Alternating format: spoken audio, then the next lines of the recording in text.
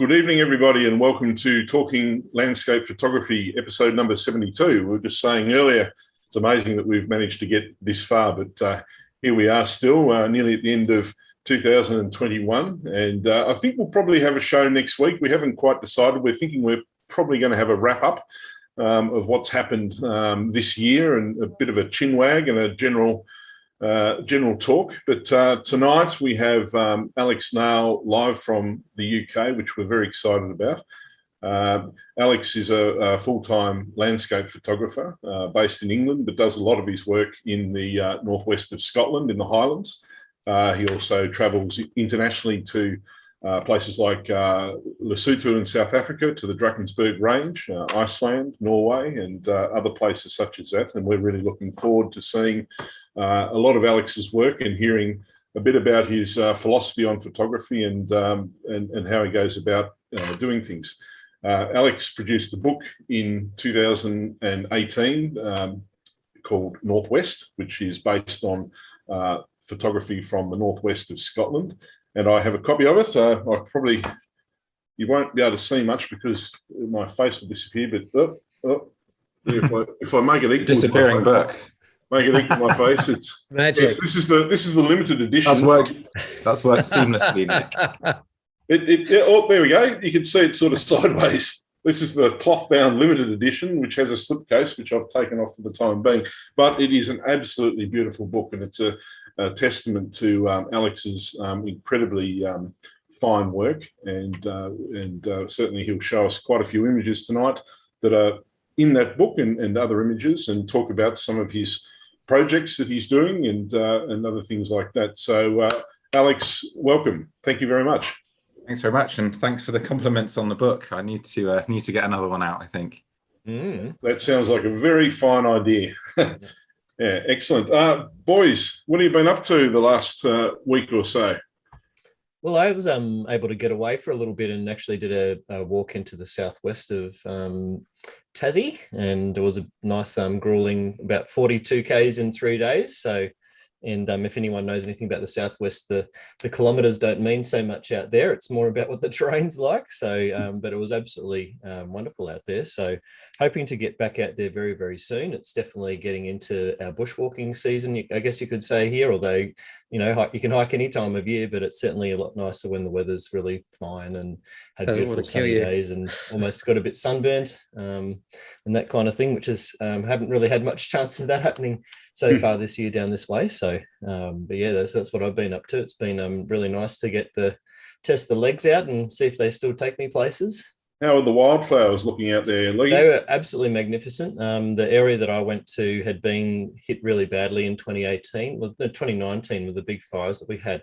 And you can see the regrowth's really come back quite well, with the button grasses coming back well. And a lot of it was really en masse, actually, how much wildflowers were actually flowering out there. And I would have loved to have had a bit more time to spend on shooting the flowers themselves, but I was there more for, I guess, grand landscapes and that kind of thing. But yeah, definitely saw some flowers I haven't seen for a few years since I was up in the Western Arthurs. So yeah, definitely a lovely time to be out. Yeah, nice. How about you, Paulie? What have you been up to? I've been judging a lot. I've judged 300 images with written critique and comments for the Asia Pacific inaugural photography awards. That's a lot of work.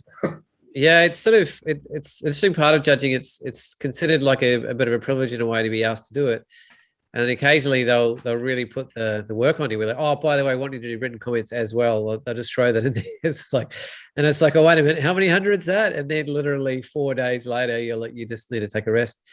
But it's an excellent way to test your visual literacy and work on a way to mentally surmise the heart of an image and really feel into the communication of where it's coming from, because you've got no background, you've got no context for the image being taken, and you don't know who the author is or the photographer. So it's a real opportunity to listen and reflect with your own understanding and your own reference to homage or other sort of, how well it represents the genre, what its emotional content is. And because you're judging in your own time, which is a little bit different from a live judging I'm used to doing, you've got a little bit of time to take a break. Like an image doesn't just grab you straight away. I might literally go for a walk around the block for 5 minutes and just let it sift through a few layers of my consciousness. So, because some of the images can be quite abstract and quite subconscious in the way they're speaking to you. So it's a really good exercise, but it's I mean, it's a lot of work. So I hope people who really appreciate the value of that feedback. And the judging panel on the Asia Pacific Awards is really high caliber. Don't know if it's quite high caliber as the Natural Landscape Awards, Alex, but it's still pretty good. And I've been shopping. It's been cyber this and cyber whatever the frickin' that. And I bought a brick. Oh, great. A lens, an actual lens. A 14 mil 1.8. Oh, you got it. Beautiful. And this guy was like leaving for France and he sold it for like $900 or something. And it's 2,400 new. So I was like, thanks, brother. And he's hardly used it. So you had to jump in on like all of the other sales. It's like, oh, I need to spend some money too. Yeah. Then all of a sudden, I've got a new pair of, Luke, you'll be proud of these. This is to help my editing world. My nice wireless headphone things for conversation. I'd be prouder if they were Sony's, but it's not bad. Not bad. Not Sony's, mate. No. I got a Garmin Fenix watch, actually. That's been pretty nice. What a Peter McKinnon 2 to 5 mil variable ND for video stuff. I found a bit of a sale on that one. And I bought the Astro panel. I don't know if it's rubbish or not, but I just thought I'd give it a bit of a go. They just come out with a new pro version of it just for Astros to do work on. Alex is smirking there. He's like, do the work yourself, mate. No, it's good. It's got some nice action. But I'm lazy and I'm kind of, I'm honest about it, I guess. So this is really about Astro stuff. Like I've been hanging around these crazy guys, Luke and Nick, and for enough years now that it started to rub off on me a bit. And at the moment, the widest lens I have, but it's 2.8 to 16, which isn't really epic for big Astro sort of scenes. And for my work, they absolutely froth on Astro and even time lapses. And having a 1.8 lens for a time lapse of an aurora or something means you can really bring the shutter speeds down and get a lot more flow and in terms of the time lapses. So that about sums it up. I snuck in 3 images in the finals for Asia Pacific as well, in landscape and nature. And Nick jumped online in about 10 seconds saying, hey, wait a minute, you're judging this. What's going on? And which is a really good question, actually. And he made an excuse saying he thought he'd asked me first before somebody else did. But that's Nick. Keep me honest. And I don't really think about it because I've actually been entering contests that I've judged for about 12 years now. Every single ARPP, APA, every single state awards, every single New Zealand Institute of NZIPP awards, and even WPPI I've actually judged and entered. So it's kind of it's quite common. And obviously you don't judge your own work. On the plus side, at least you get good scores from someone. Yes, to somebody. So I don't know who's judging my work. If I knew who was judging my Apple work, I would have had a few words to the last few years. Yeah, very good. Fingers crossed. It's interesting as a judge. I did recognise some people's work. And I deliberately made a point of not judging it for that reason. Yep.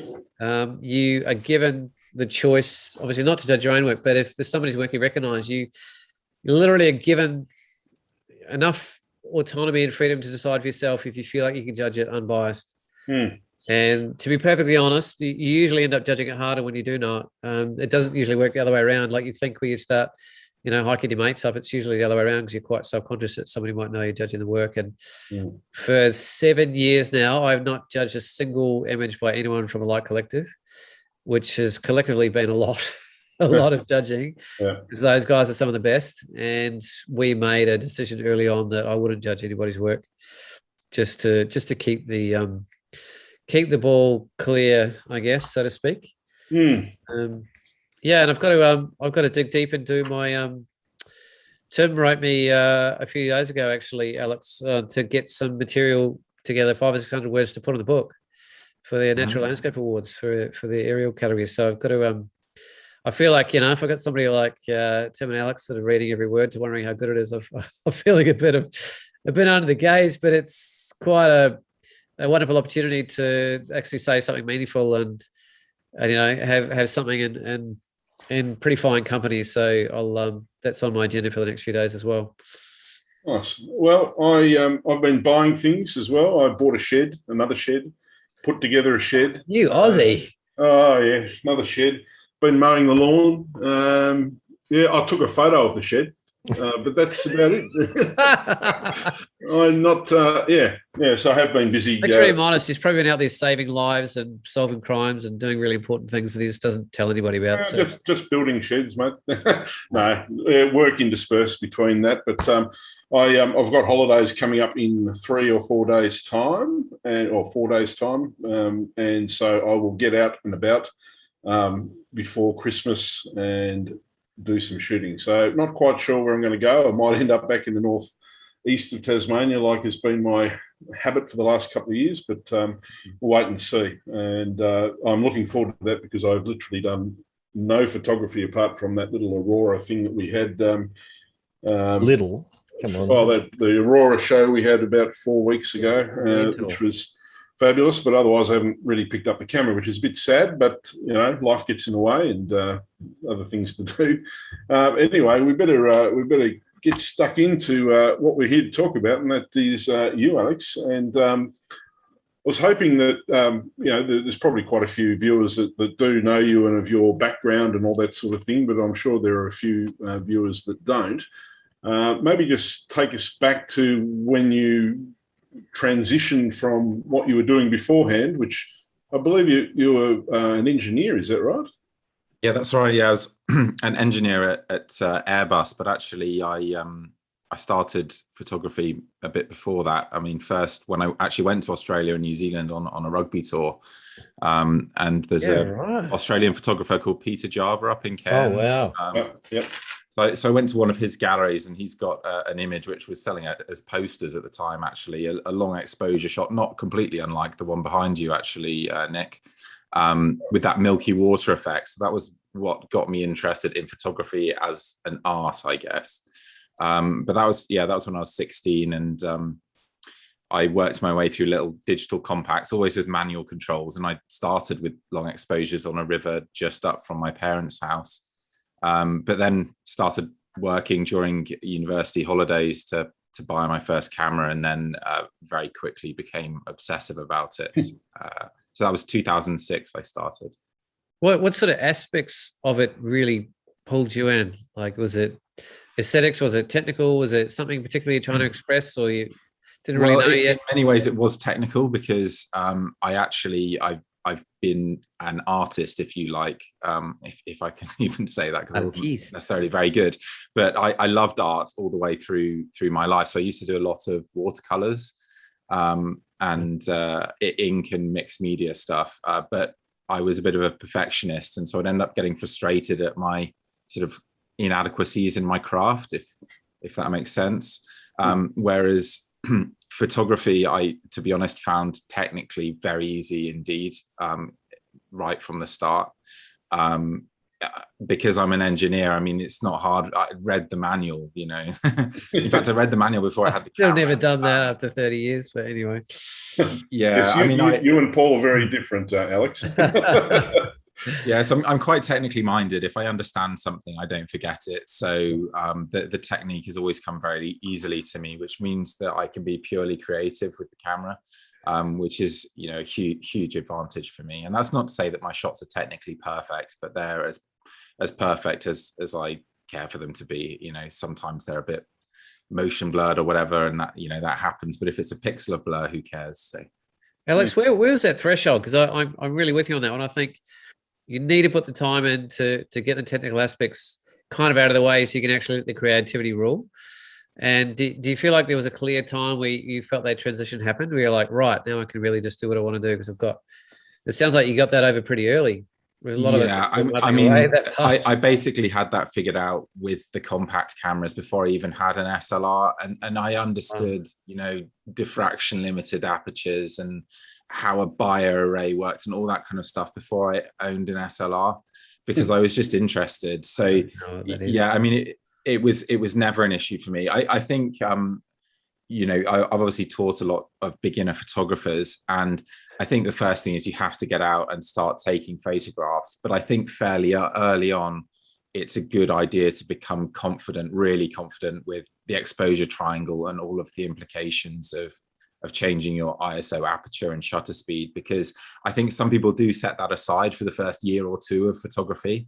And I don't think it's sufficiently difficult to justify doing that, to be perfectly honest. So did you skip the film phase altogether, or were you straight into digital?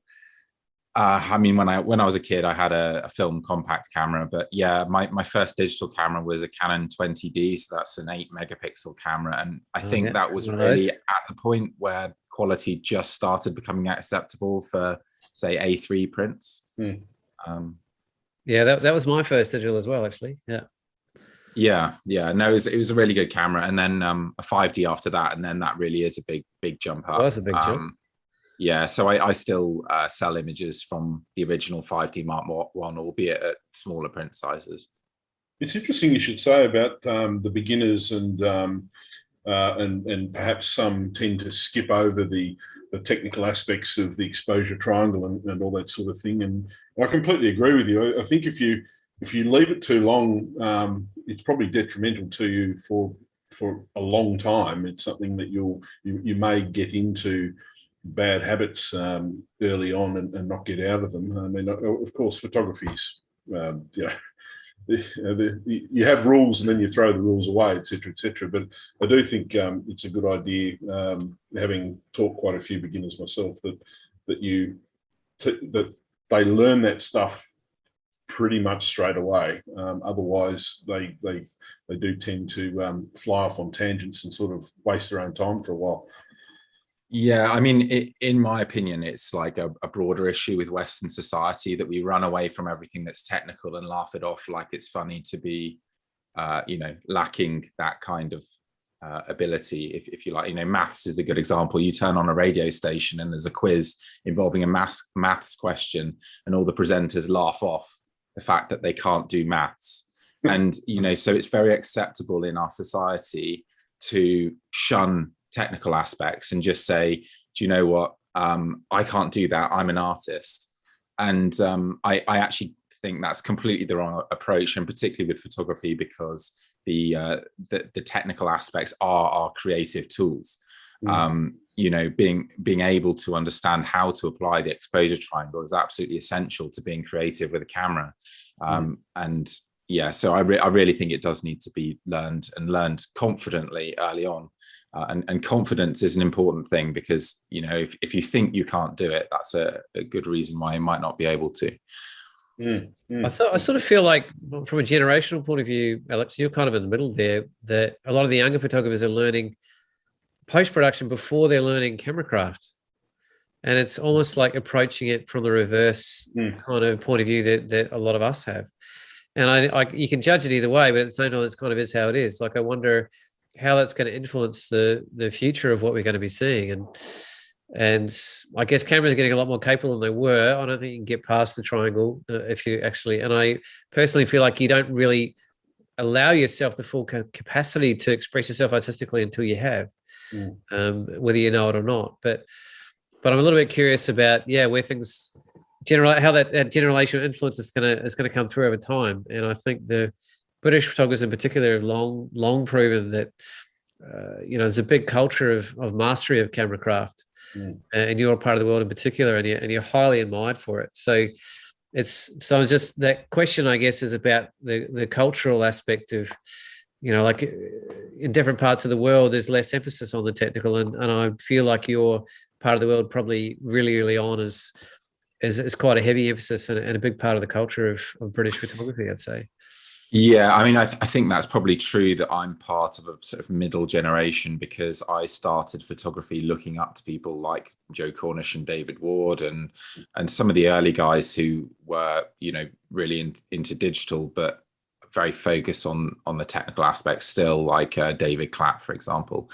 And yeah, I think I've always regarded that as important. And, looking to the future with computational imagery, I'm sure the end game is that you will be able to do more or less everything on the computer, make those creative choices afterwards, but we're not there yet. And so the fact remains that I think really competent application of technique is pretty much essential still. Well, that's exactly right. I mean, there's things you just can't fix on a computer at the moment, and probably nor should you be having that mindset, I suppose.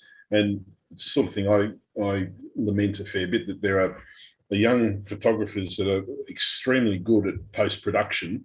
They've learnt their craft off YouTube and tutorials and all that sort of thing. But the technical side of things, or the composition side of things, is very much behind where their post-processing is.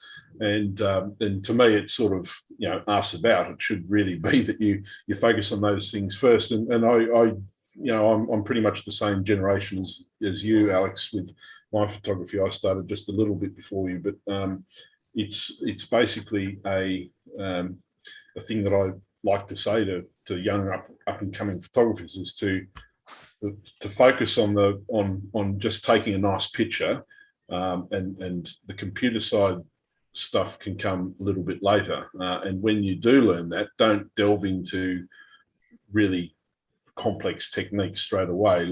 Try and focus on basic processing and just basic things and that make your photo look nice.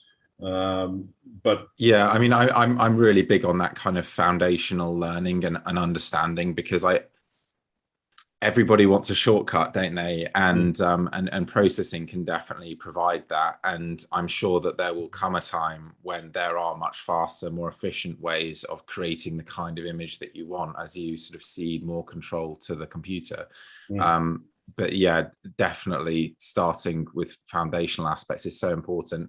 It was interesting because I was it a year ago or so now, I posted a video on YouTube about white balance, because I realized how many very competent photographers really didn't understand white balance well at all. And I mean, you're talking about people who might even be professionals. I've helped people who are, fairly high up the ladder with various technical aspects, and white balance is often one that crops up because people don't understand the complex interaction of light sources and color and white balance and so on. Sorry, I've just kicked my light off down here. So just when you said light, yeah, I have to agree with that. I think I sent you a message about that video because, for me, I hadn't really even considered white balance in the way you said. But I have to admit too, your videos are just extremely easy to understand and some really high level technical information, but sort of articulated in a very matter-of-fact way, which is not that easy to find. So I certainly very highly recommend Alex's YouTube channel and his videos on there. But I particularly enjoyed just understanding, keeping the white balance on daylight and not letting the auto white balance of the camera remove color cast. It could actually be very useful to the scene. And I'm assuming that there'd be a huge proportion of photographers that don't really even consider that. So it's always again, that's a good example of how understanding really matters, because you should, as a photographer, understand whether you're trying to show the color of the subject or the color of the subject in the lighting that you're capturing. And usually as landscape photographers, we want to capture a bit of both, but particularly, we want to capture the light if we're shooting at sunset, for example. But you need to understand that color might damage the color of your subject. If you're shooting at twilight and you're trying to, there's some warm colored grasses, well, obviously that's going to suck the color out of the grasses. And having that kind of understanding is incredibly helpful because it informs the choices that you make when it comes to editing. And it also it's also something that comes about in editing where you see subject color correction when that the light that's in the scene wouldn't give that particular color to that subject, and it makes it quite obvious the aspect of it. And I must agree with Luke. Your YouTube tutorials are certainly up there with the best, and I've seen quite a few, and I definitely recommend anyone to have a look at Alex's work on YouTube, but also his adventures, which are fantastic. And on that subject, I think maybe we should bring up some images so we can see what we're talking about. Now, were you going to bring them up, Luke? Yep, they should be there. Excuse me. Yep. See it? All there. Yep, beautiful. Right. Where shall we start, Alex? Well, let's start with the Drakensburg. I think that's a fun place to start, isn't it? It's probably the most spectacular place that I go to shoot, and it's my one concession on my guilty feelings that I tend to get now when I fly. I've spoken to Nick and Luke before about coming over to Tasmania, but my bucket list has shrunk because I've become increasingly conscious of the sort of carbon impact of flying. But I have so many business relationships and friendships now out in South Africa. That's the one place that I do plan to return to, and it really is a very unusual landscape and a very spectacular landscape that has the double appeal for me of being comparatively little photographed, although it is becoming more popular now. Is it because light route down there, Alex? You can't go direct; it's too far. Sorry, what's that, Lee? Can you fly direct from the UK, or is that way too far? No, you fly to either Johannesburg or Durban, and then it's about 4 hours. So I fly into Johannesburg. It's about 4 or 5 hour drive from there down to but you can actually fly direct from the UK to Joburg? And Durban and Cape Town, and I mean connections are pretty good from Heathrow. I mean, I think the UK and South Africa have very good relationships as well. So we had to very regular flights. Are they a little bit different now that Omicron's turned up, or? Well, yeah. So I mean, I was hoping to run a tour there this coming March and April, but I think that's looking extremely unlikely now. Unfortunately, because so when I run workshops out there, I hire a local guide called Z, who's become a really good friend of mine, and she's got a team of porters as well, and obviously they are reliant on their jobs like anybody else, but they also have less cushion around them, like I suspect some of us would have other ways of earning money and so on. And so I'm kind of desperate to go out there, you know, partly because I miss my friends out there, but also because I know that they desperately need the work. So yeah, it's a bit difficult, the situation out there at the moment. I do feel sorry for them, I have to say, because it's this whole, they test the most, so they find the most. But anyway, I was just going to say, Alex, just maybe explain the geography and the topography here. I mean, it's my understanding that the Drakensburg Range is on the border of Lesotho and South Africa. Are you able to just sort of explain that stuff for people so they sort of know? So I mean, funny enough, I was just about to do that. So Lesotho is a landlocked nation inside South Africa, and on its eastern side in particular, but its entire southeastern border is the Great Escarpment, as it's called. In fact, you can see the geographic feature there running for many thousands of miles past Lesotho. But it's there where that marker is shown on screen. So on the very eastern edge of Lesotho, that's the area that is known as the Drakensburg, and the northern part up there, so up near Puttadijaba, which is so the northeastern edge there, that's the best portion of the Drakensburg, the so-called northern Drakensburg. And this escarpment, it's about 3,000 meters above sea level at the top, but it drops about 2,000 meters through a series of valleys, but the cliffs themselves are about 1,000 meters high, and then you've got a further 1,000 of plunging valleys. And when you walk along the top, it is essentially like walking along an undulating cliff, just a gigantic cliff. So the walking can be relatively easy. The gradients are fairly gentle, but I mean, I suppose there's a bit of altitude to contend with, which is part of the reason that I have porters when I do workshops out there. But the views are really quite spectacular. So whilst we walk through the hills, generally we emerge to these really quite sensational views. And because the cliffs are so vast, they tend to create their own weather and temperature gradients as well. So cloud inversions are very common there. They happen maybe 40-50% of the mornings. So it's really exciting to photograph. What sort of altitudes are we talking about, Alex? 3,000 meters above sea level, roundabout. So maybe 2,800 to 3,200, that kind of range. Yeah, that's crazy. That's just amazing. You just jump straight on up there, or do you sort of organise a bit of a lead-in time to climb? I mean, because of the flying and the driving, I'll always have a night sleeping at a hotel just before the hike. Otherwise, I really would be whacked. I mean, it's nice that it's the same time zone as the UK or within an hour or two. So that helps at least. Yeah, but, great. So have a quick rest when we get there, and then just get hiking the next day. I usually go up via the Sentinel, which is a feature in the northern Drakensburg, where the amphitheater is, which is another incredibly dramatic section. But that is the only place you can get up easily. It's about 400 meters of ascent along a very good footpath with about 50 meters of the ascent done via chain ladders, which are a bit scary, I have to say.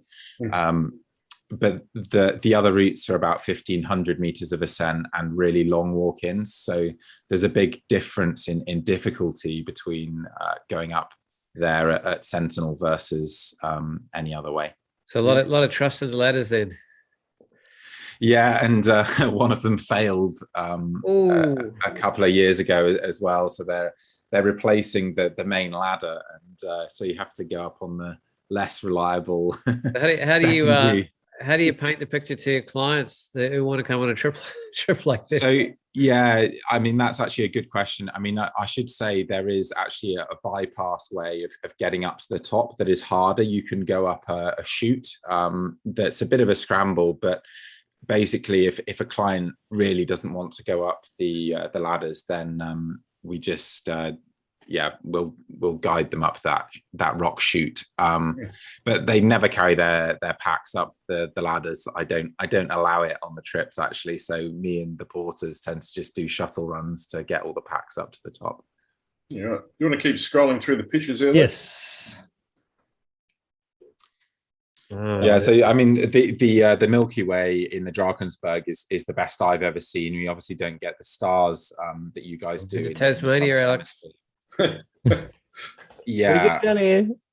That'd be pretty similar. Cleanest air in the world, right? Cleanest air in the world. Yeah, I'm sure, but yeah, I mean, in the Drakensberg, especially when you get a cloud inversion, it really is something special, because that just improves the clarity even more, and isolates these elements here too, which is lovely. Yeah, I mean, I'd never seen that large Magellanic cloud until I'd come to the Drakensberg, so that was really a cool feature to see. We get sick of it here. Yeah, that's right. It gets in the way. Yeah, it's nice to be able to use it in compositions as well and put it in different spots. Yeah, is that a moonrise? Yeah, so the funny thing about this one is I'm actually a really heavy planner, but I didn't plan for the moon to come up, and this was maybe 2 hours before sunrise when this glow started merging on the horizon. I was like, that can't be sunrise yet. And we just hung around a little bit more, and there was the moon in the perfect position as well. So it was actually just moonrise astro, and it looks like it was a relatively weak moon as well. It's just everything that you want, really. Yeah, it was shots with the moon a at half night moon. Always do much better. Yeah, beautiful. It was great. Keep strong, Lukey. Yeah, I'm getting it. Really see the escarpment and the.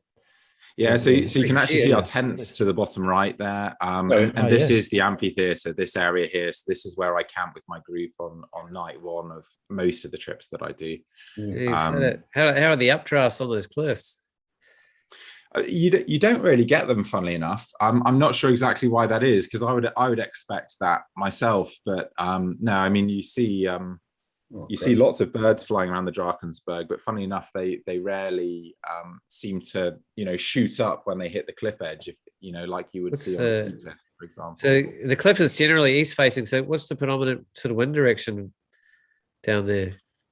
There isn't one in the summer. It just varies so much, and it's very light generally. So that's another really nice feature, is that I don't really have problems with wind when I'm out there. Whereas lots of the other destinations I visit, like Iceland and Scotland, for example, you can get really strong winds come through at any time of year. But in the summer there, it seems to be pretty good. I've never heard anyone say consistent mountain light winds anything in my life. So my ears perked up when I heard that. I was like, what? Yeah, it can be really strange because you can literally be on top of the mountain, at sunset in completely windless conditions, totally exposed. So when you do get strong winds come through, it tends to be with lightning storms with big cumulonimbus cells, and that they can bring winds, but otherwise it's pretty good. What's the shutter speed on a shot like this, Alex? I think it'll be about 30 seconds. So this is actually a natural long exposure. This is in the pre-dawn. This is looking towards the Untitled Needles, as they're called. So these are actually quite large mountains. The cloud is pretty perfect for a shot like that. I'm not a huge long exposure fan normally, but when I can achieve them naturally, then I'll quite often embrace that. Or if I'm shooting running water, I'll slow it down a bit. But yeah, I figured if it was light winds, it'd have to be a fairly long exposure to get that level of movement. Yeah. It would have been about 30 seconds. Yeah, just beautiful. Stunning. I haven't seen too many shots like that. Yeah, and this is the Untitled, which I'd love to spend more time in, actually. It's a beautiful, almost tropical paradise at the foot of the Drakensburg, and because it's owned by the Zulus and farmed by the Zulus, it's remained pretty untouched, whereas some of the other valleys have been a bit more developed. There's hotels, for example, and it's a difficult place to get into and a difficult place to photograph, but I don't know, every time I think of the Drakensburg, I kind of imagine myself going back there, and the river you can see in the valley there, it carves its way through these sandstone shapes as well, and there's amazing swimming, so it's just a great place to go. Yeah. What sort of temperature swimming we talk about? That can be hard to get right. I guess it's sort of pre-dawn or something like that, so probably helped a bit. Because the cliffs are easterly facing, it's pretty difficult to get good sunset images, really. So most of the photography I do is really from the morning onwards, because when you get clouds coming through, of course, you can still get dramatic light, and I actually quite like shooting in summer conditions with strong greens and blues. It's difficult to do well, so I have very few images that I actually like, but I quite enjoy shooting them. So it's it can be difficult, actually, if there's a cloud inversion. That's the one problem. I mean, if I'm saying that it happens 40% of the time, unfortunately it does, and so I've had a few days down there where I just see nothing. There you go. Beautiful. Love the belt of Venus going on there. It's beautiful. Yeah, I've seen some of the clearest dawns I've ever seen up there. I guess because you're at altitude, the air can be very clean, so you see a very unusual gradient of color pre-dawn and post-sunset, and the belt of Venus is often very strong indeed. This is called Upunjuana or Rockery's Tower, and there's a big vulture colony here as well. So if you hang around these cliffs, you see vultures flying there in the afternoons in some serious numbers. So it's quite a fun place just to hang around, actually, which we do a lot in the Drakensburg. Is this a panoramic, Alex, or is it just a crop photo? It is a panorama, yeah. I think it's just a 2-shot panorama. It's like 2 16mm frames or something like that, horizontal frames. And you mentioned a lot about summer. Is it any good in any other times of year, or is summer more just much more favorable weather? I think so. I know that real windstorms can come through in other seasons. A lot of people hike in autumn because there's even more stable weather. So the problem with going in the summer, and particularly peak summer, which I don't do, is that the thunderstorms can be very severe. And obviously, if you're camped at 3,000 meters, you're quite vulnerable to lightning. So I kind of have gone at the shoulder of summer, either side of it. And now I just go in March, April, which I think is the best time to go. But for hiking and doing a lot of distance, it's colder in the autumn, and you tend to just get everyday blue skies. So a lot of people hike then. Then in the winter, the snow can come, but it's very fickle. It comes and goes. And I'd love to have another opportunity to shoot the Drakensberg in the snow, but I'll probably never go there in winter because it's just too hostile. Cool. Yeah, and this is a bit of a sort of negative space image, trying to make the keeping the moon tiny, and I think that was Jupiter. In fact, I think there were 3 There's planets one even there in that picture. Hmm. So just trying to get a bit of a conjunction there. I mean, just a minor point. I hate it when people enlarge astronomical bodies in their images. It drives me absolutely nuts because it almost always looks bad, apart from anything else. Like, it's sort of not fooling me because I can see the focal length that it's been shot at. So yeah, that's a funny thing.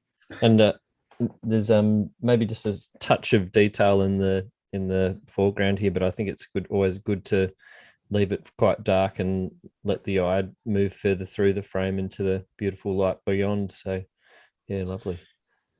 Thank you. Mm. And this actually gives you an idea of what the landscape in Lesotho is like and the kind of terrain that we walk through. So you can see most of those valleys are pretty placid. Pretty open, isn't it? Yeah, so it's pretty pleasant walking. And when you get into some of the deeper valleys, there's nice pools there. So it can be relatively hot during the day, particularly because the African sun is obviously very intense.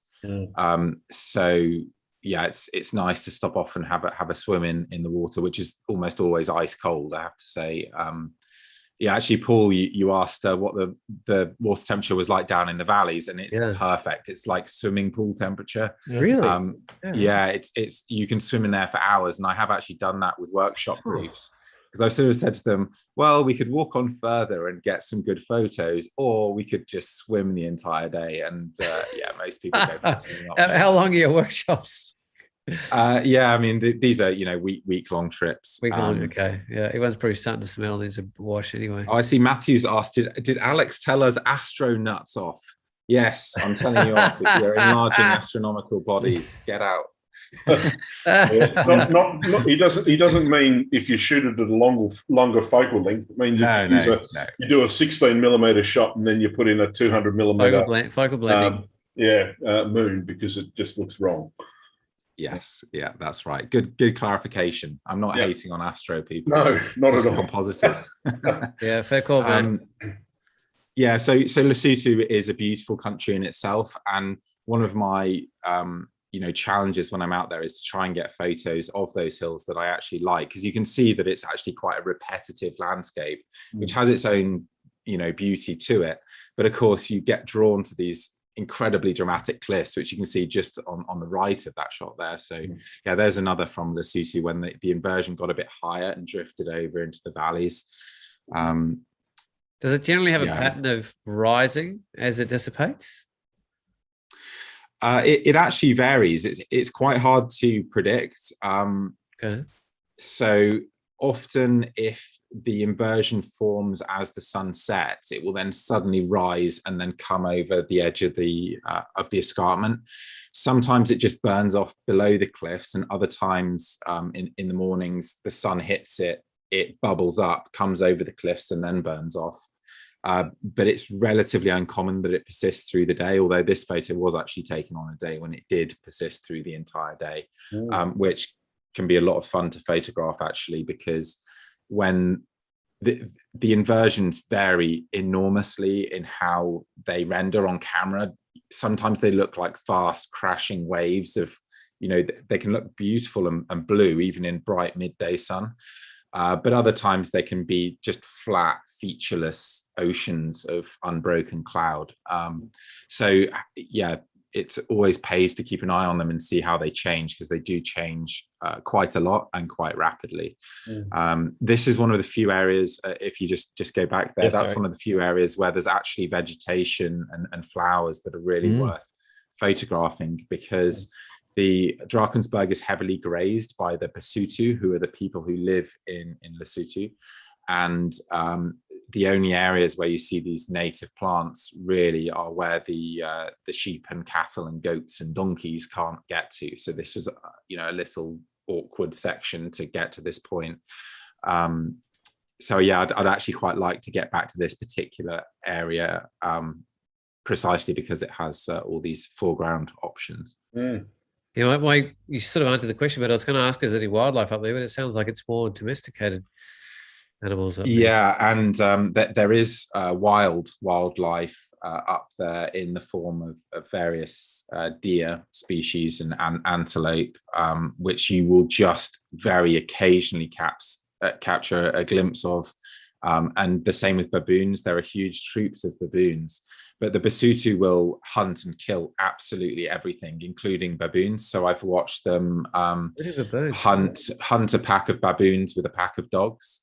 And you do not want to see a fight between a baboon and a dog, because it's pretty unclear who's going to win. And it wasn't a particularly nice thing to watch, I have to say. But they live very tough lives out there, and the only thing they eat really whilst they're up there is a sort of maize meal that they call pap.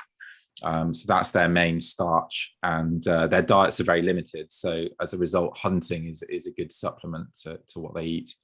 Do you come across them often up there, Alex? The Basotho, because they're very, so the Basotho that are up in the Drakensburg are actually generally young boys between 12 and 18. And so it's like a rite of passage for them to raise their families' cattle and bring them out to graze in the Drakensburg. So it's kind of groups of teenagers go and live in simple stone huts, and they walk around in welly boots with big, bits of material slung over them to keep the sun off. But they're very curious about us. They have a lot of time because all they're doing is looking after the cattle. So they'll walk for miles to come and see you when they spot you. Of course, they'll ask for sweets and so on, which, I take the guides' guidance on whether it's appropriate to, give them something or not. They're great fun to run into. Really like seeing them, always happy to see us. And it's an interesting part of trips out there. Yeah, terrific. This is the worshippers at Fangs Pass. So you've got two photos there that are essentially the same composition, but it kind of shows you the benefits of returning to the same area again and again, which of course is a luxury that I do have. That second one actually is in my white balance video, because it's one of the examples of how you can use white balance creatively. So here I chose quite a cold white balance to create that color contrast that you see there between the color separation, and the shadowed mist. Beautiful. Yeah. So many great shots have that element in them, for sure. That cool to warm. Yeah. If you can get that kind of color separation, it's definitely a huge benefit. Yeah, definitely beautiful. Seems like so much interplay with the light on the landscape there. It's just must be hard to put the camera down sometimes. Yeah, it is. Although, I have walked a lot of these routes many times now, and there are only certain numbers of places which are really good to take a group. And most of my time out there is with groups now. So I always have at least 1 week to myself when I'm out there. But when I'm walking along the top with groups, I have to take them to the best locations. And so I think I've shot every version of every abstract view and wide view and ways of breaking it down that I can imagine at this point. So I'm somewhat reliant on unusual conditions to produce something special. Just on taking groups there, Alex, obviously you do lead workshops there. If people were interested in it, I know COVID's throwing some spanners in the works, but do you have a newsletter to sign up to be notified of when you're running these workshops? Yes, I've got a mailing list to sign up to on my website. There you go. So that's the best thing to do at the moment, because I haven't got many workshops listed because of all this uncertainty. So I'll be putting some up before Christmas for sure. I'm kind of hoping that there's going to be some magically good news in the next 2 weeks that's going to allow me to run some trips in the Drakensburg, but I think it's pretty unlikely, to be honest. So it might be 2023 when I next go back. Has the UK blocked flights from South Africa?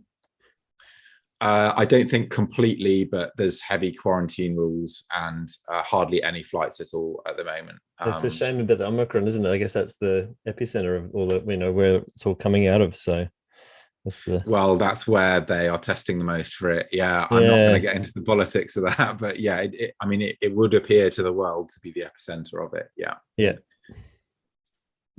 Yeah, so actually this shot here, that was taken on one of these trips where I was with the group, and I said, do you want to just swim all day? And funnily enough, that we got lucky, because that there is the swimming hole that you see there.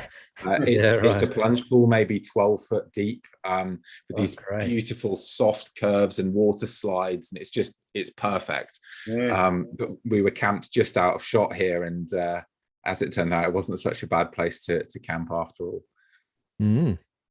Beautiful.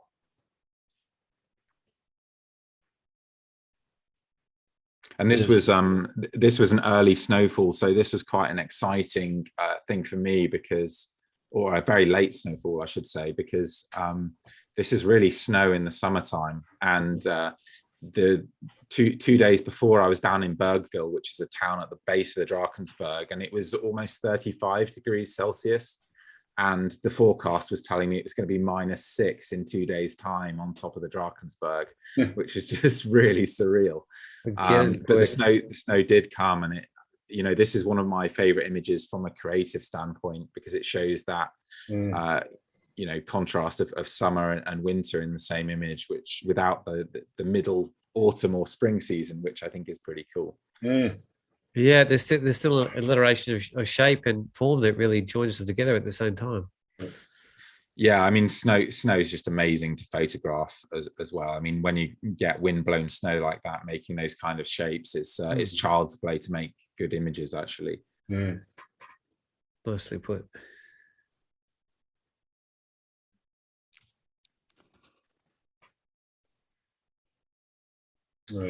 Yeah, so that's one of the few glimpses of light we had on the second. So we camped up for 2 nights in the snow. This fortunately wasn't when I was with a group, because if I'd had a group with me, we wouldn't have been able to go up at all. It would have just been too dangerous, to be honest. But yeah, the first full day we were camped up there, we had just one burst of light that lasted all of 5 minutes, and this was it. So I ran when I saw the bit of light breaking to the edge here, and managed to capture it just in time. Just daylight balance there for your white balance? Or? I think that's probably slightly colder than daylight, so it'll be. That's what I was asking. It'll be 5,000 probably, something like that. So when it's overcast and I want to create a sense of drama, I sometimes, rather than 5,500, which is roundabout where I think neutral is, I'll go to 5,200, 5,000, because I want to keep that sense of coldness in there. And if you start to get warm light as opposed to cool light, then it really starts to lose that fairly quickly. So I think this is a fair reflection of how it felt, but maybe in a pure color respect, it would look warmer. Do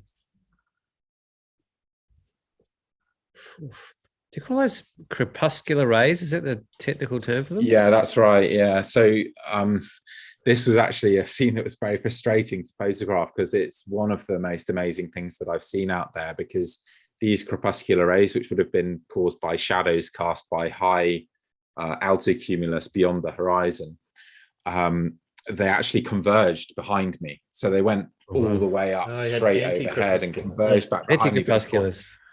Yeah, I mean, how do you photograph that? It's just impossible. So it's one of those scenes where I don't particularly think this photo is that successful, but it captures that moment. Very difficult to capture, Alex. Yeah. Do you do any exposure blending or HDR work with shots like that, or you just? I use HDR techniques. Well, I mean, combining 3 exposures to form an HDR blending, raw file in Lightroom. I use that extensively with high contrast scenes, because it just gives you a raw file with more dynamic range. So, I mean, I think what I kind of disparage processing quite a lot, but there are some huge advances which allow us to make far more realistic images than would ever have been possible before. And I would say that this is extremely close to what you would see with your eye, and that's only possible with HDR techniques.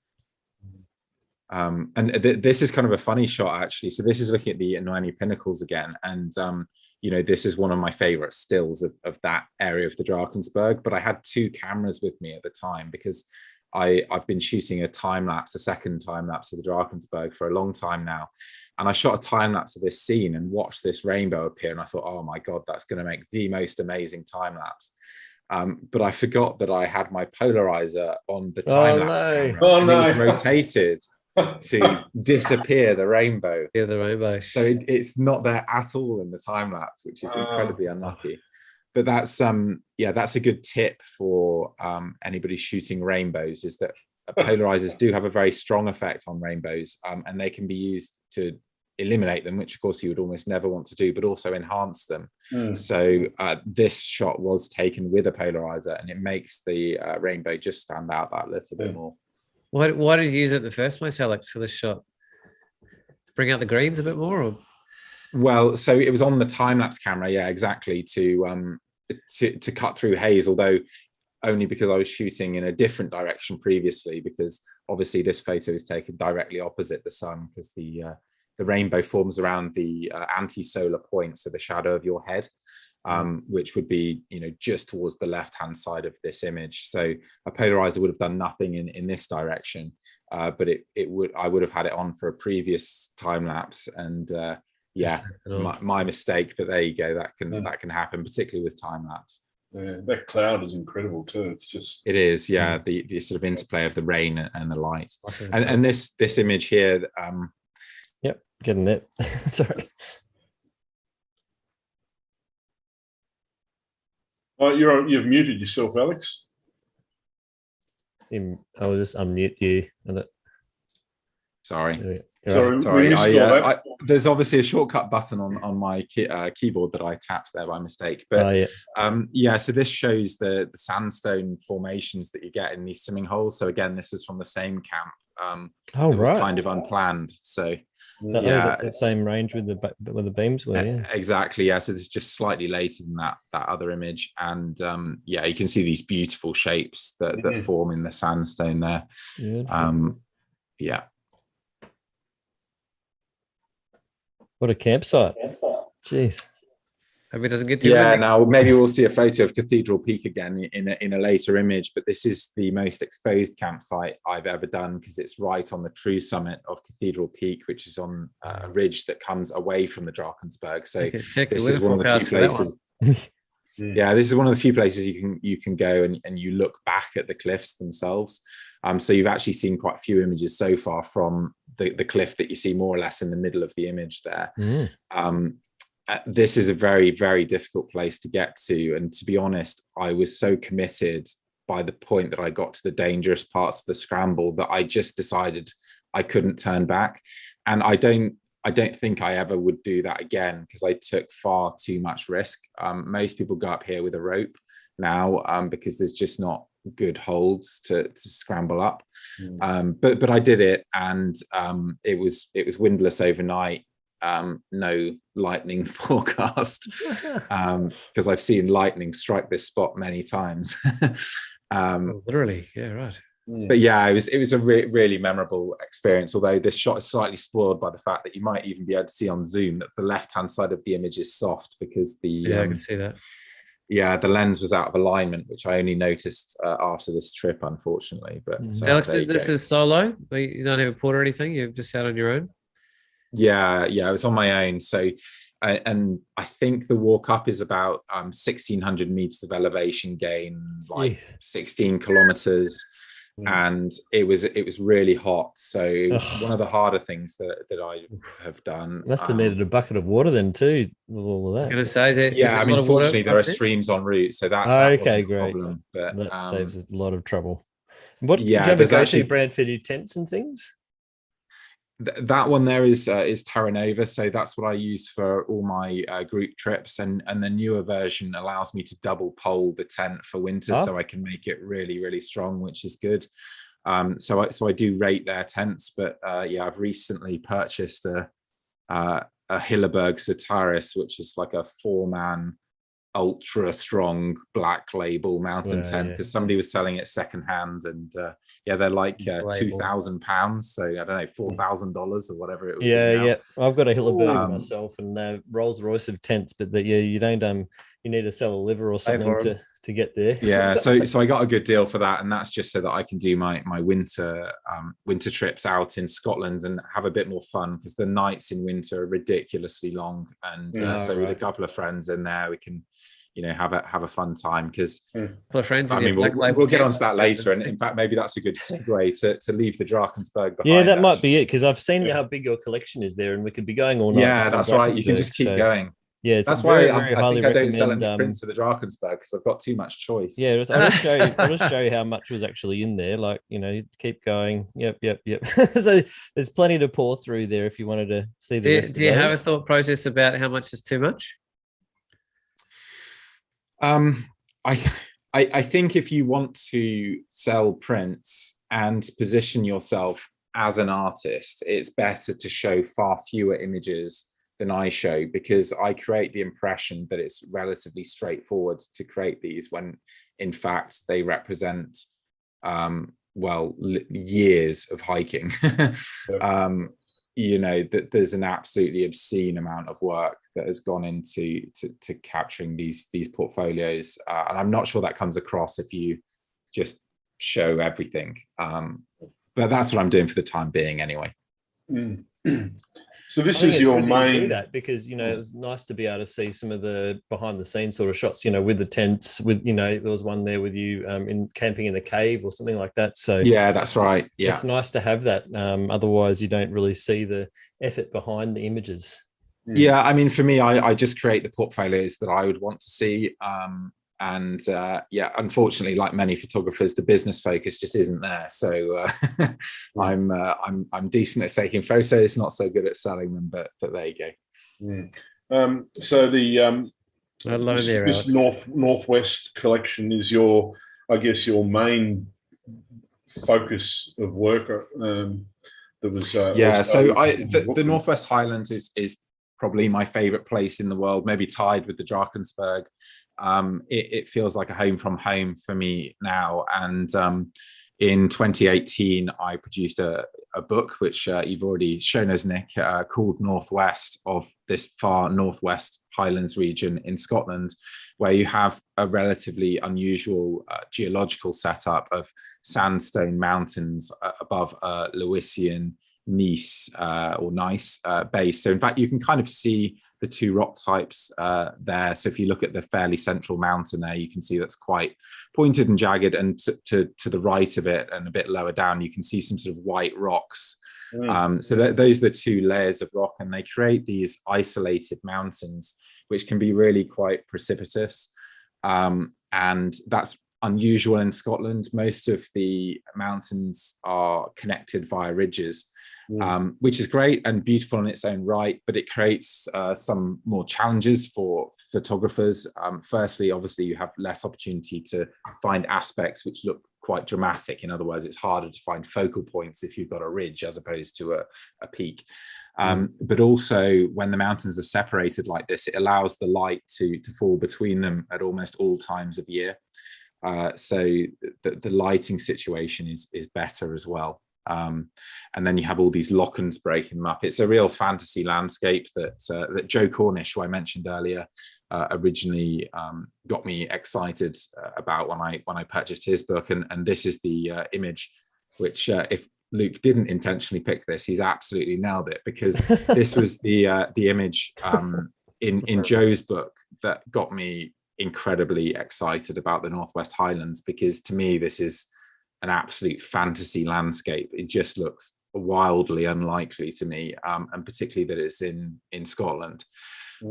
So yeah, this was kind of in homage to Joe's shot, although I photographed it many times since. I actually deliberately try to avoid replicating other people's images, because it's relatively easy for me to do if I'm prepared to hike, to avoid that kind of copycat approach, which of course can be tempting when people do achieve amazing images.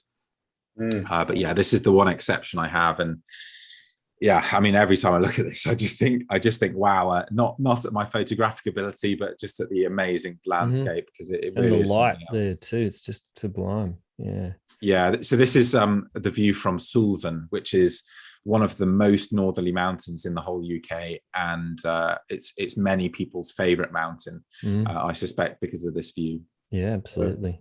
Yeah. And I mean, it looks like an aerial view, and we have had a question. Do you get into aerial photography or drones or anything like that, or you just love hiking to these spots? I do have a drone which I use occasionally for vlogs. Mostly I just carry it around and vlog without using the drone at all. So I backpack with an extra 2 kilograms for a week for no reason at all.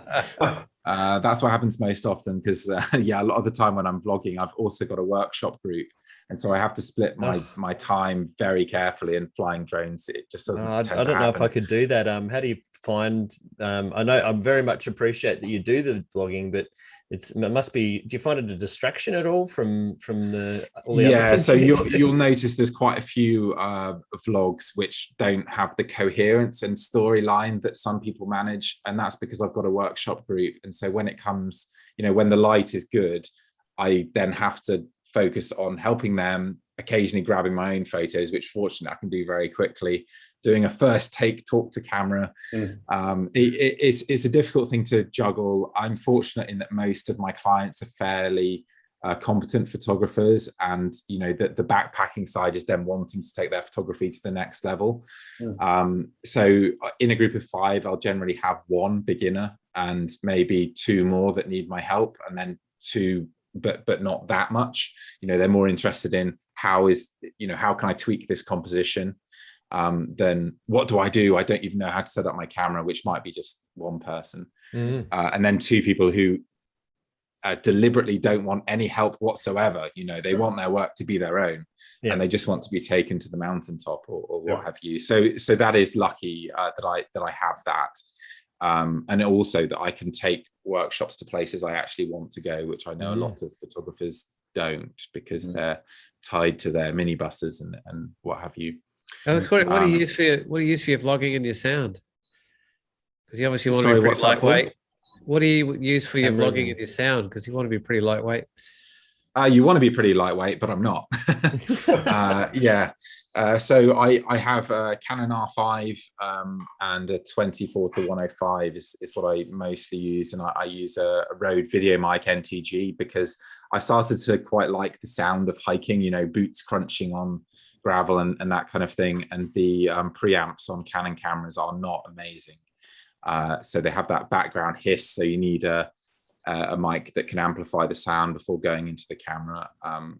So I actually have quite a heavy vlogging setup, and then I have a little Sony ZV-1 as a second camera if I need to video myself taking photos.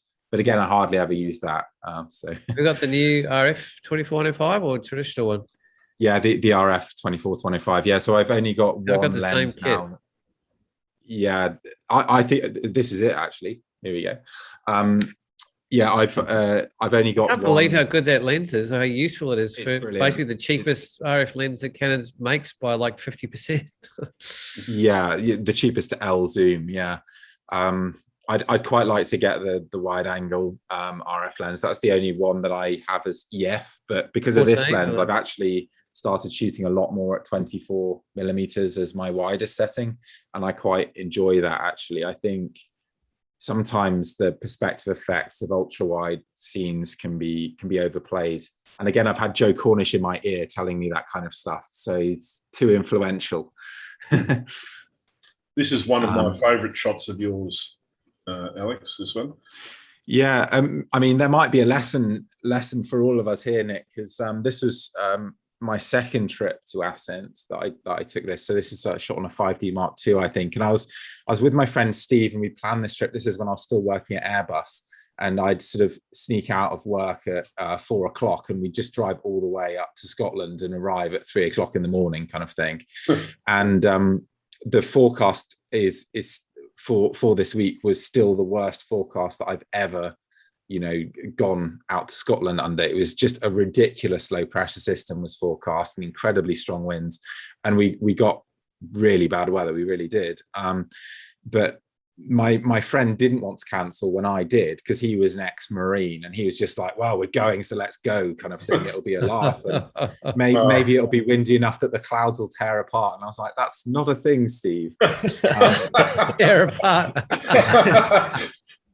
but as it turned out, I mean, he was kind of right, because every day we had atrocious weather and then just these occasional breaks. And one of the great things about Scotland, and maybe landscape photography in general, is that terrible weather can produce unusual and spectacular opportunities if you're willing to suffer through it. And most often I'm not willing to suffer through it, but when I have, it's surprising how often I've been lucky. Yeah, I say exactly the same thing, Alex, and it certainly paid off here. This is just a magnificent shot, and the landscape itself is just absolutely beautiful. Love that sandstone. It's just lovely. Yeah, and interesting actually, this was a photo that got a National Geographic photographer flying from the US all the way over to the UK just to get a shot of this scene as a double page spread for a feature on Highland life. Yeah, so I was actually going to guide him up there, but then he had to cancel, and then I had to cancel, and so he found somebody else in the end. But yeah, it's a really unusual rock form, and it does show that Torridonian sandstone very well. Why didn't they just use your shot? Yeah, good question. Yeah, I'm very affordable. I'm sure I'm more affordable than flying a American photographer. No, I mean, he was an iconic National Geographic photographer. So. Yeah. Oh, and this is actually a rock now, which photographers have named after me, which is quite funny. Or a few have.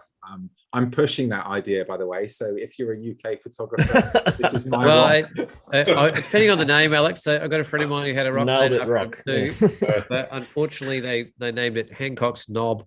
So I don't know what name they gave you for this one. Yeah, this doesn't look like a knob. Maybe it could be something else, but I won't suggest anything. Yeah, so this is the same trip as the previous image. So terrible weather, and you can see how strong the wind is. And in fact, I wasn't able to get a sharp shot here. I was kind of holding the camera, pushing the tripod into the ground, and it was really dark. And because I was shooting with the 5D Mark II, and I didn't want to push the ISO, and you're in this dance. So it's not perfect, but it's perfect enough. And beautifully one of my favorite scenes. Yeah. What's your techniques for handling high wind and rain? Like, because obviously it's a huge part of Scotland life in particular. Like, I mean, obviously anytime we've got to shoot into the wind or into the weather, like, do you use any covers or any sort of techniques that you have, or you just carry big wet cloths with you, like William Patino does in Fiordland? I mean, there's so many things you can do and try. Modern cameras are infinitely better now in terms of dynamic range. A lot of them are ISO invariant, which means that you can more or less pick your shutter speed and have it at a low ISO, and then just boost the ISO effectively in post to find the detail there. So the R5 is ISO invariant from, I think it's 100 ISO to 640 or something, and then it's invariant again from 800 up. So if it was really wild like this, I would probably try and figure out what shutter speed I needed to get a sharp shot consistently. And then I've got the benefits of image stabilization and so on, which I didn't here. Then I would hold my camera down to the ground. I would I would protect the camera from the wind with my body position. So I quite often, for example, stand around the side of the camera to physically shelter the tripod and camera a little bit. And I mean, when you start combining all of those techniques and all of the advantages of modern cameras, I could get something absolutely pin sharp here now for sure. So at least we have that in our favor. And the rain itself, to use any covers? And the rain, just wiping regularly. So I basically compose and then keep my hand with a cloth over the camera, and then I will whip the cloth away and take a shot without a timer. So that's if I'm shooting into the rain. Obviously away from the rain it's a bit easier. But yeah, you can do that, and sometimes I'll just take two, so a couple of raindrops hit in one place, clean it again, take another, and the raindrops have moved, and so you can clone the raindrops out from one shot into another. What's bit of a accounting question, but what's your lowest sort of shutter speed you're comfortable doing with the 8 stops on the 24 F5 and R5? Like that's the largest range in the world still, I think, at the moment in terms of handheld. I haven't even come close to testing it, to be honest with you, Paul. Paul has. Yeah, I sure as shit have.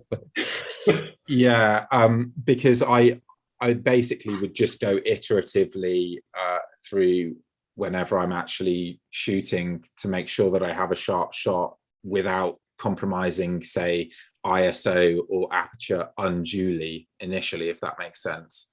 So like I might start by going to f8 and ISO 400 because I know that there's no negative impact really from those changes to the image. But if I'm going to ISO 800 or f6.7, then I'm starting to sacrifice image quality. And so at that point, I would really start to check and make sure that everything is sharp before then changing again unnecessarily, if that makes sense. Do you ever use focus stacking, or are you always going for a single shot? I generally go for a single shot. Focus stacking can bring with it its own problems, so I try to avoid it when I can. I mean, I say that I'm very particular about technique, and I am, because I want to know what I'm sacrificing in terms of image quality, but it isn't important to me to get absolutely perfect image quality. And you can waste a lot of time and energy trying to do that, particularly as a mountain photographer, when what I want to do is create. So it's important that I meet my minimum standard, which is basically sharp to the pixel level, but not necessarily razor sharp to the pixel level. And that's when you start to get into these intricacies of, you know, okay, well, I can only shoot at f11 because by then diffraction starts to creep in, and you know, you can't shoot at ISO 400 because actually that tiny bit of noise means that you lose a tiny bit of detail, and that to me is far too obsessive and anal. That's when technique becomes destructive. So yeah, it's about having that balance and understanding the trade-offs that you're making. How did you find shooting Canon when, you know, it's nice that the R5's out now, but there was a bit of a period where, you know, they were sort of languishing against your Nikons and Sonys in terms of image quality.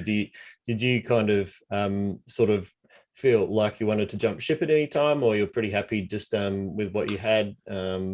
No, I never felt like I wanted to jump ship, because Canon brought out the 5DSR, which basically out-resolved everything, made better colors, and at the same time they had a camera with the best lens selection, ergonomics and menu system, and the only thing they lagged behind on, or two things, was ISO performance, slightly, in a way that just didn't matter to me because I'm not an astrophotographer, and dynamic range, which isn't important if you're willing to exposure bracket. So I kind of thought that was just a bit of a nonsense of people pointlessly arguing about things that didn't really matter to landscape photographers. But that's just my opinion. I know, you know, if you're shooting a lot of high ISO stuff, or if you're desperate to shoot single exposures all the time, then those two things might matter, but they didn't. Yeah, I mean, I struggled being an aerial photographer. You know, whenever I got to low light, and I got a 5DSR as well, and it was just anything over ISO 400, even ISO 400, I'm like, yeah.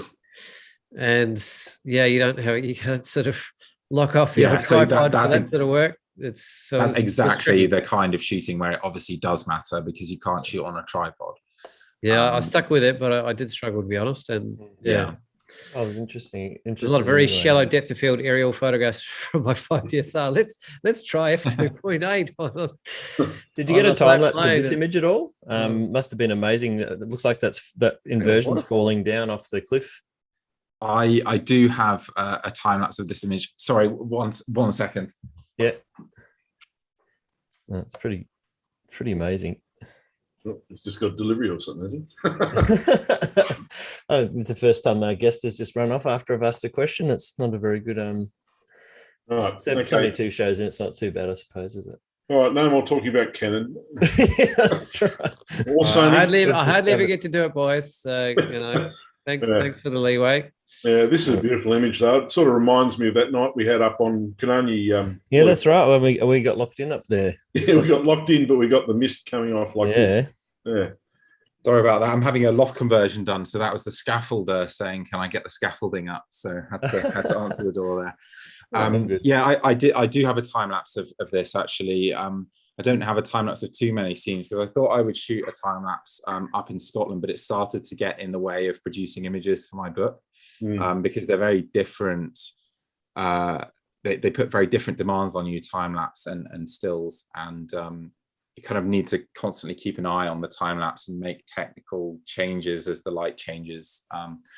So yeah, this is one of the scenes that I do have a time lapse of, but yeah, I've only maybe got 10 or 15 time lapses from Scotland, unfortunately.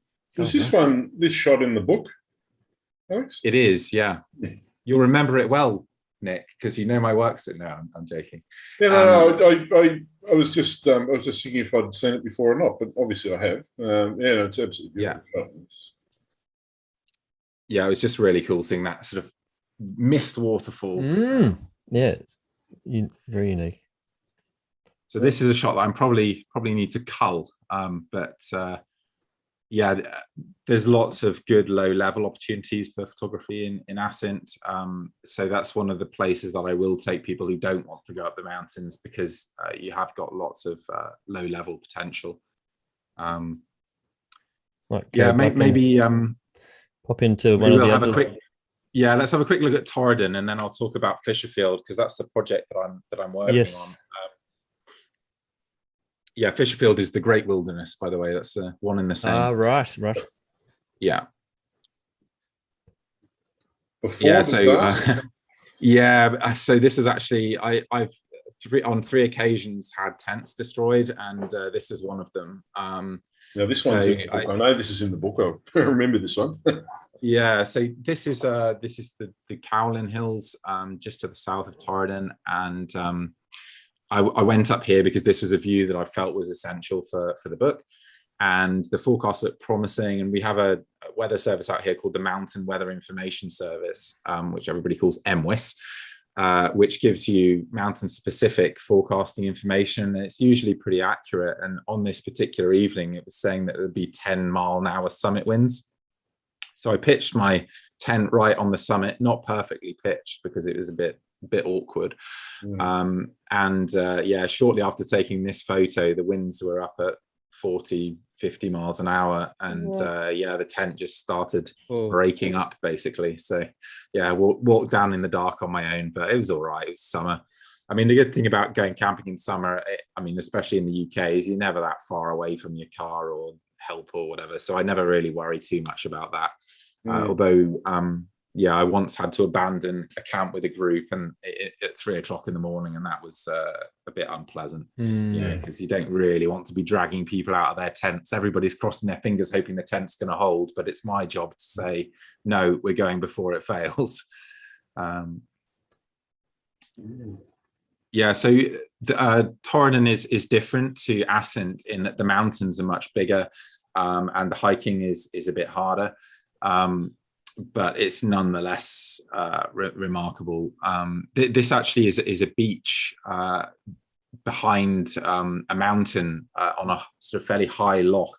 So the Torridonian sandstone, which the mountains are made of, that you see there, it erodes back down to sand. And so you get these beaches at the ends of the lochs.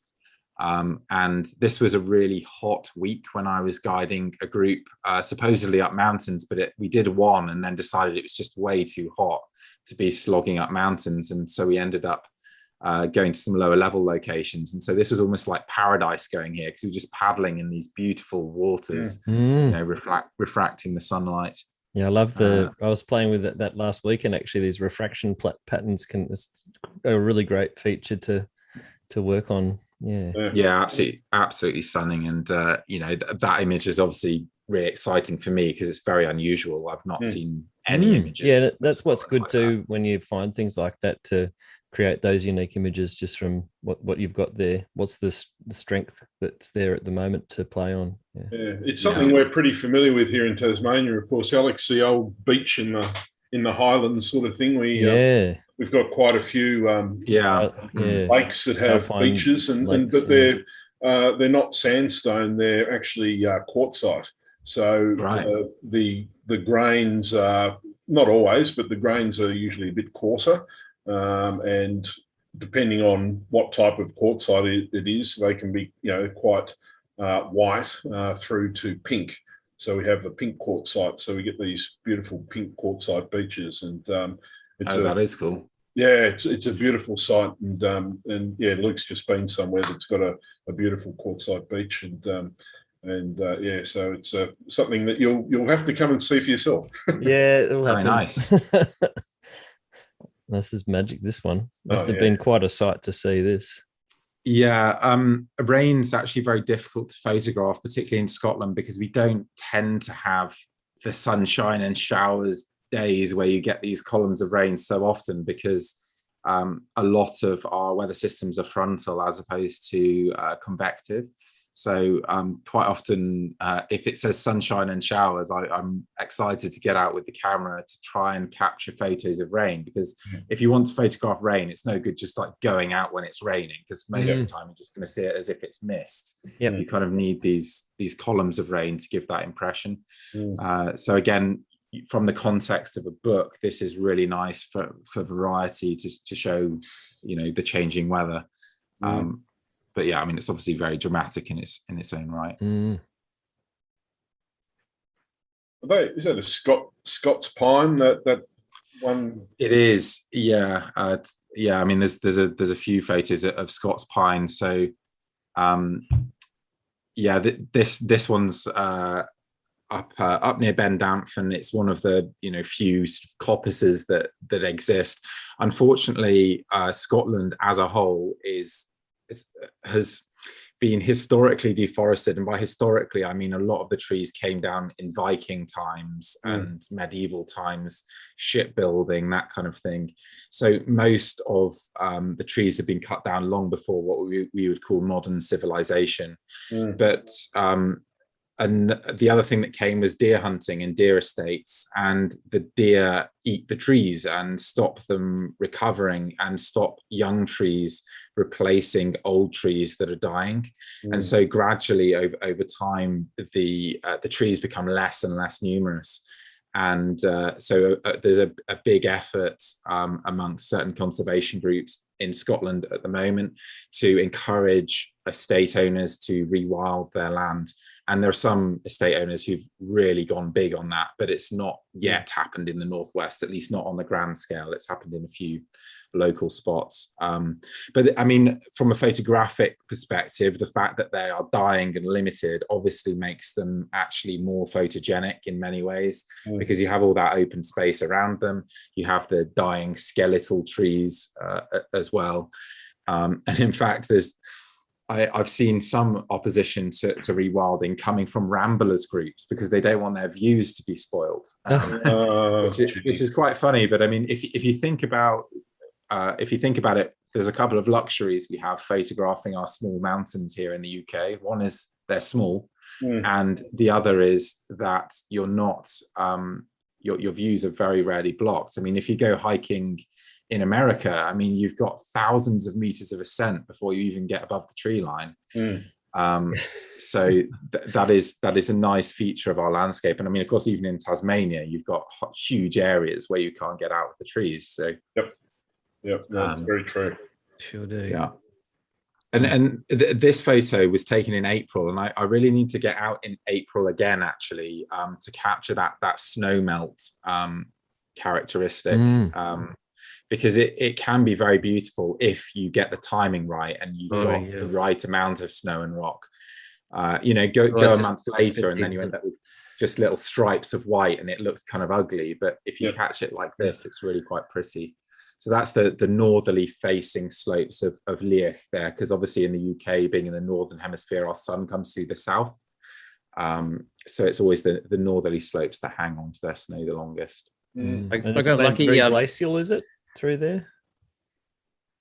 Like so the entire landscape is glaciated, historically glaciated. Obviously, none left. We do have a snow patch in the Cairngorms called the Sphinx, which survives most years, but we have no permanent snow anymore. But yeah, it's all glacially formed.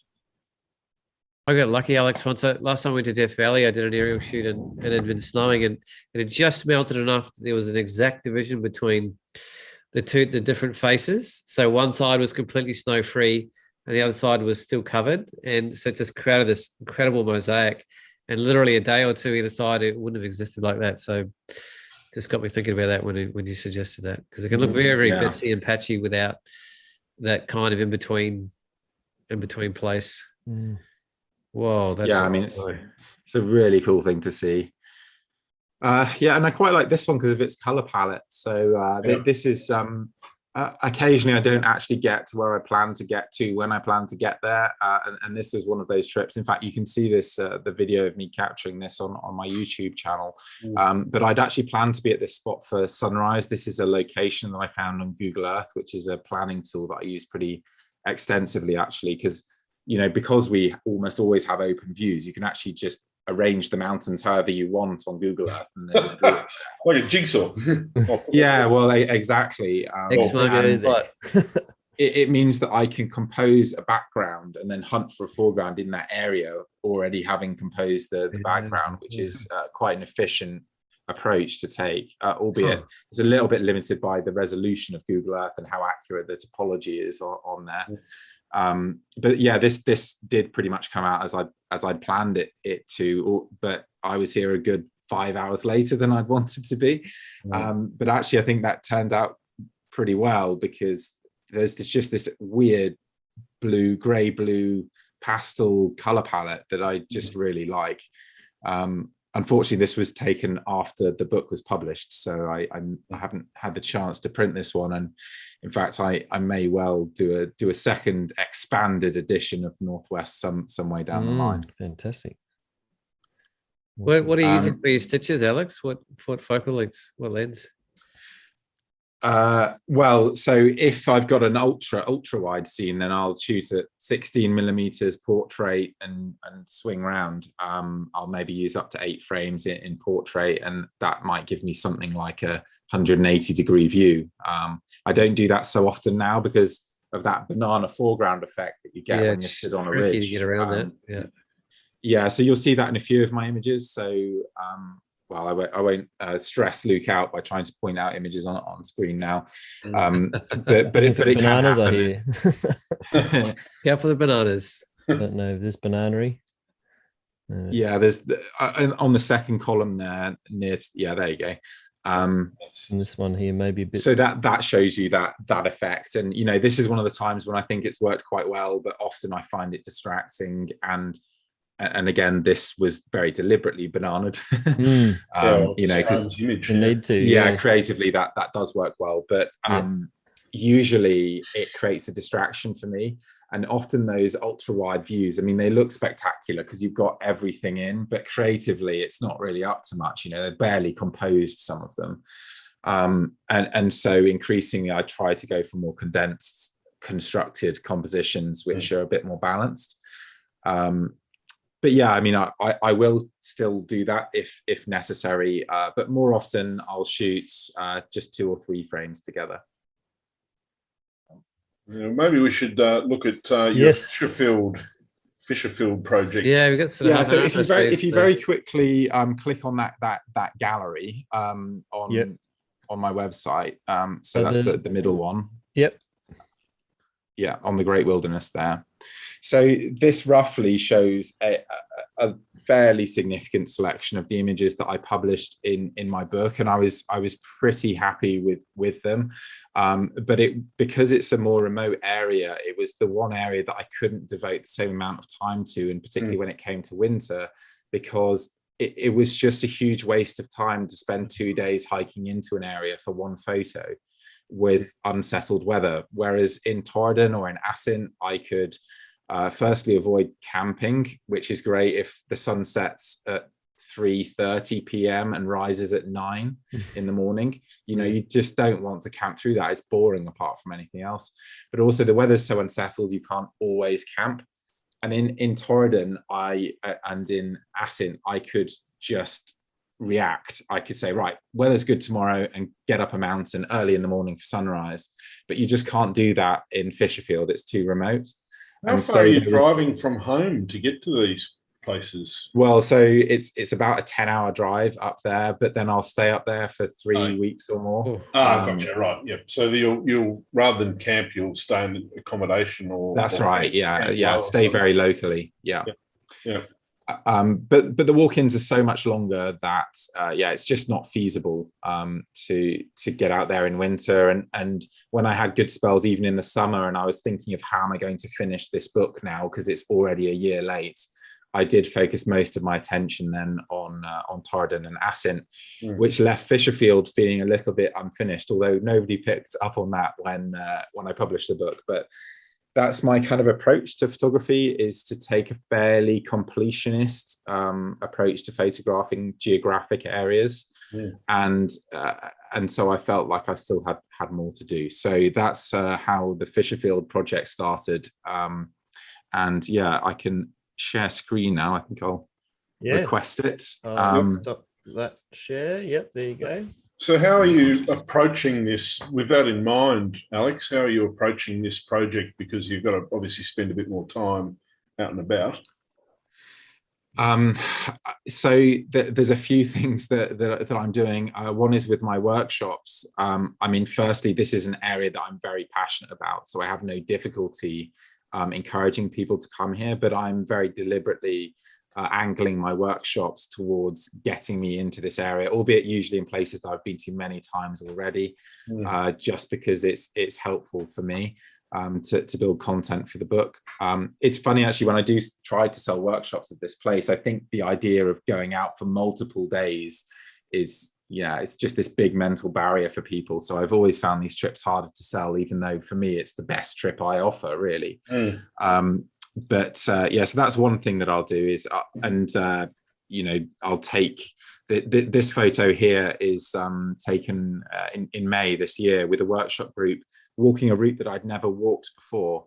And it was harder than I expected, and the group was very tired when they got here. But of course, that's all part of the adventure of going to these places. Sometimes I get things wrong.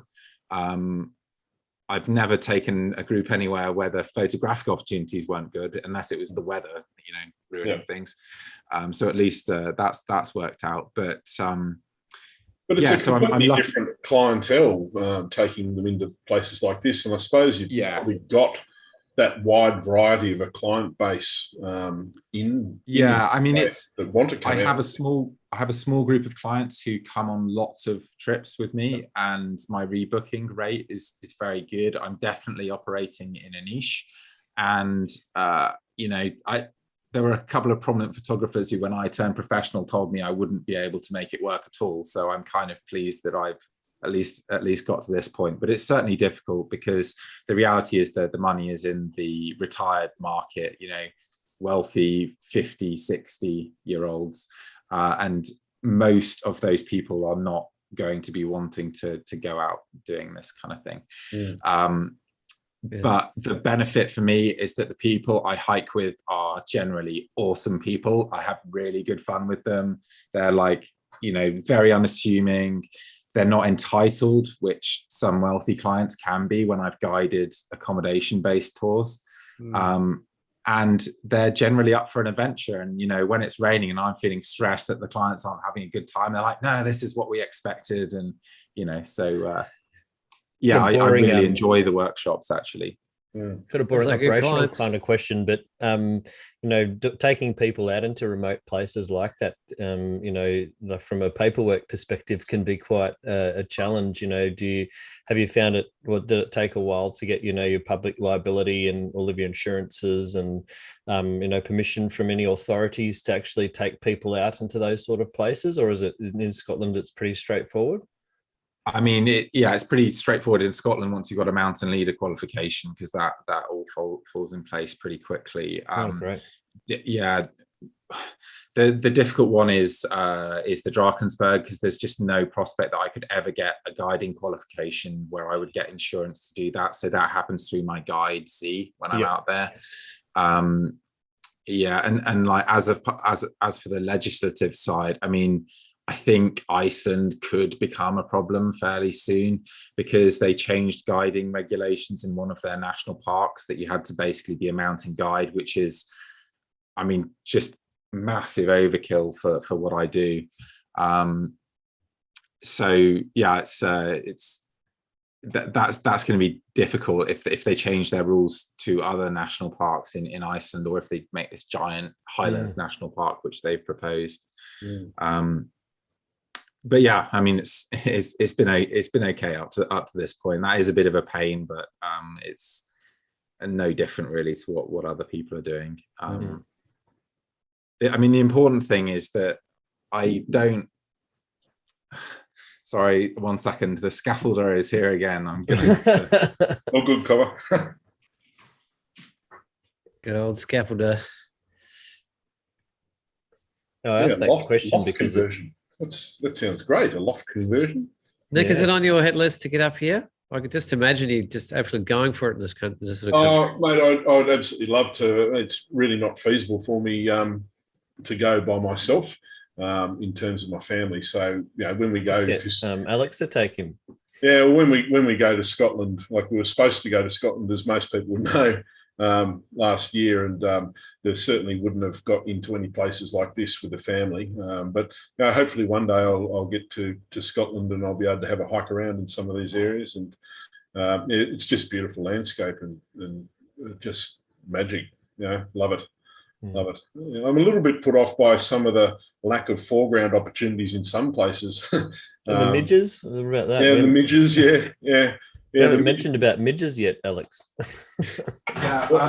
Midges can be a big problem in peak summer months. I mean, for those who don't know what a midge is, it's basically an absolutely minuscule biting insect. So unlike a mosquito, which puts a pointy needle into your arm, they actually saw your skin open. But the bites aren't actually as bad as mosquito bites, but they are far, far more numerous. So you can have literal clouds of midges in really extremely bad conditions. And that's happened to me a few times, but only a few times. And I've been hiking in Scotland in the summer a lot, and they can be unpleasant, but you can generally avoid them. Most of the activities focused around sunrise and sunset. And who would be out at sunrise and sunset? But it's in low winds as well. So on the mountains, you're often free of them, because above about 5 miles an hour of wind, they just can't be around. So most of the time it's fine. And this shot, for example, although it was taken in May, it was just a cold May. We didn't see any midges until mid-June this particular year. So mostly I avoid them. But I'm kind of glad for them in a way, because they keep the tourist numbers down, and they're this huge fear for some people, and it's not quite that bad for me. Well, you've posted a couple of spectacular midge videos on Facebook. Yes, horror stories that are absolutely horrifying. You look at them and you think, I don't want to go there at all. Yeah, they. I mean, when they're bad, they're very, very bad. Don't get me wrong. It's just it happens so rarely that I don't really give too much consideration to it. Because I mean, there's so many things where if you went for the worst case scenario every time, you'd never do anything. Exactly. And midges are really just another one of those things.